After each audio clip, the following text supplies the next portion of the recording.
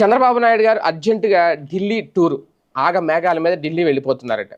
కారణం ఏంటి అంటే వాస్తవానికి పైకి చెప్పేదైతే మాత్రం రాష్ట్రంలో పెట్టుబడులకు సంబంధించి పలువురు పారిశ్రామికవేత్తలతో చంద్రబాబు నాయుడు గారు భేటీ అవుతారు.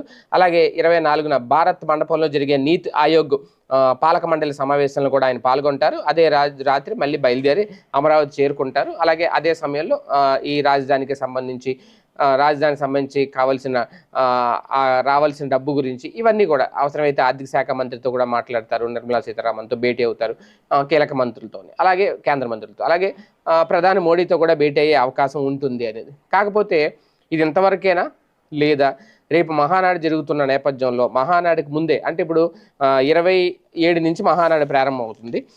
పెద్ద తేడా ఏం లేదు. ఇప్పుడు 22 మధ్యలో ఒక 4-5 రోజులు తేడా అంతే. ఈ 4-5 రోజుల గ్యాప్లో ముందు ఇప్పుడు అక్కడికి వెళ్ళి ఏదైనా మాట్లాడి ఒక క్లారిటీ